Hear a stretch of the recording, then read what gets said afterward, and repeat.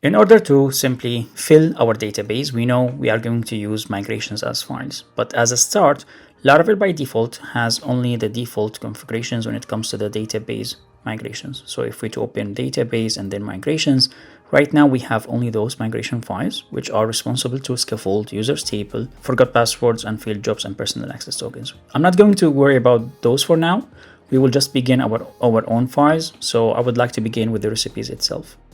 Since you have watched the intro tutorial, so you know for a fact that I'm going to use artisan right now. So I will go ahead and write PHP artisan and make. Then I can write modal and I can pass the flags that I want. In the slides we saw earlier, I wrote here recipes and recipe as a modal, and then I passed some flags like migration, factories, and seeders.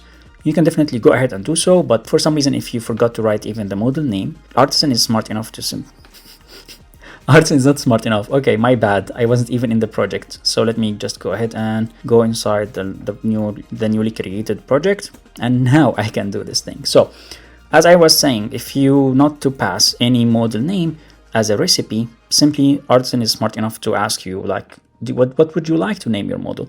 As an example, like a flight. In our case, I would like to write recipe. And since I passed those flags, it will immediately generate the 4 files that we talked about. But hold on. I have no idea where those files have been created, and obviously they are in different places. Yes, it's easy to read.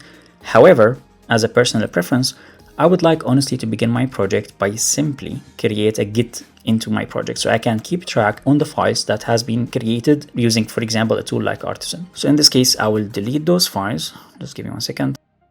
And I would like to start by simply initializing a new git. So I will just go ahead and initialize a new git repo. I will add the whole project like with -a or just the current directory, and I would like to make a commit message as maybe a construction icon and then initial commit. What this does, simply it will initialize a new git or a version control system, and simply I can keep track on any change that I made to any file. As you can see, it turned blue right now. So if I to simply repeat this command, and let me write recipe here immediately, we will see that those newly created files are in my machine with different names, and I can see them as a commit, as something has been changed to the files. And believe me, this is a good practice. Very good. Now we will fill our recipes table as a structure, which is the migration file, right?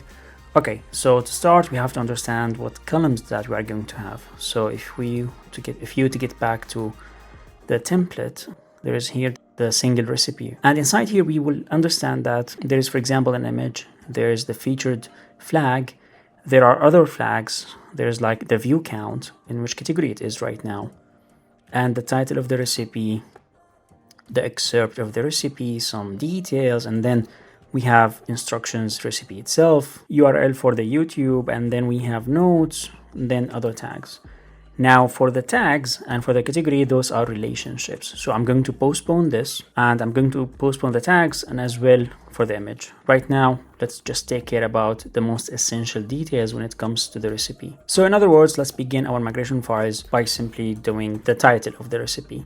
So the title, for a fact, I know that it will be a string, so I'm going to make it as a string. Now the title of the recipe is required, so I'm not going to make this column as nullable. However, just below that, let's have, sorry, because it's a long string, and this one will be the excerpt. This one could be nullable, right? It doesn't have to be like mandatory field, so I'm going to make it nullable. After that, we should have instructions on how to do the recipe, and then we have description, if I were to write today, okay? Then we had notes, but I'm just thinking like description could be long, so let's make it just as a long text. So now we finished the things which are text related, like notes, excerpt, notes, instructions, and such.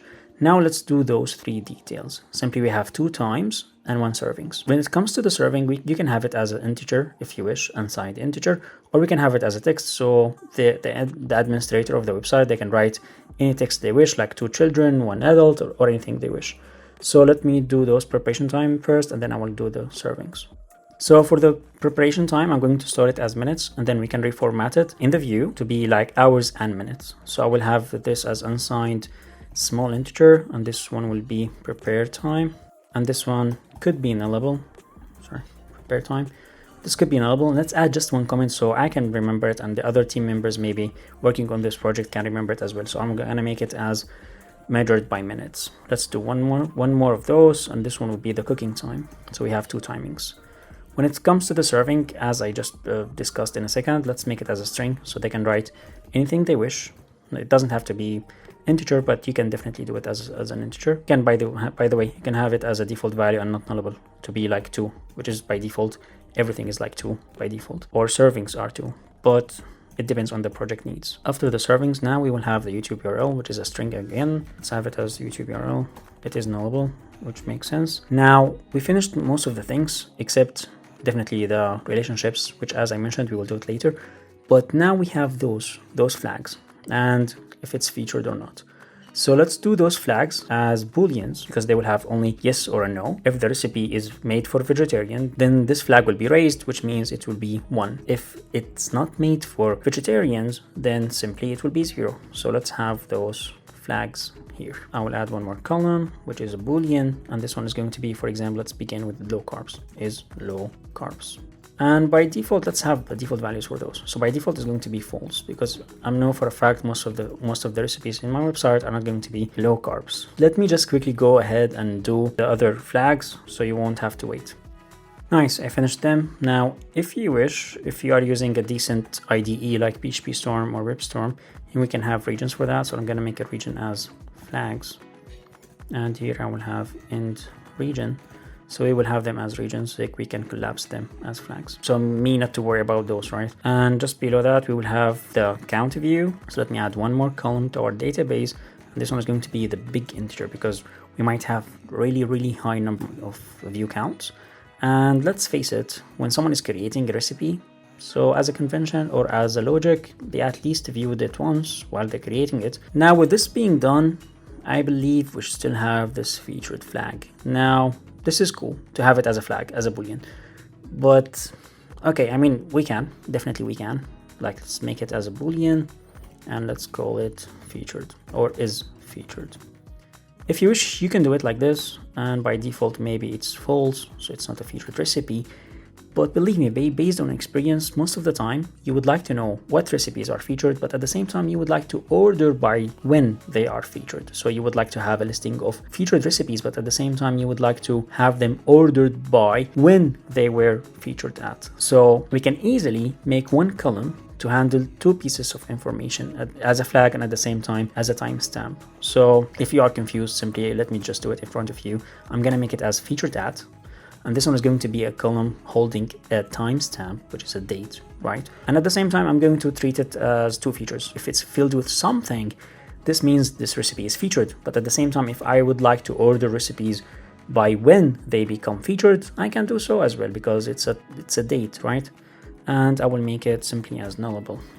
And with this one, actually, we are done. Like, with this marks the end of our columns. Now we just have to test how our structure is going to be. Did I write anything wrong? So let me just run this migration file. So migrations, when you write any migration, all the time, in any migration file, you will have 2 functions.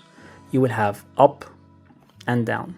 So in each migration file, you will have up and down. Up is here and down is here. Anything you write in the up function, you have to revert it in down, regardless of what it is. If you rename the column from A to B, make sure to revert this change, which means you are going to name it from B to A. And if you create a table, then you have to drop this table. If you to add, I don't know, like a foreign key, then you have to simply drop this key. So now with that being said, we just have to test our migrations. So let me just begin by writing the first command when it comes to migration.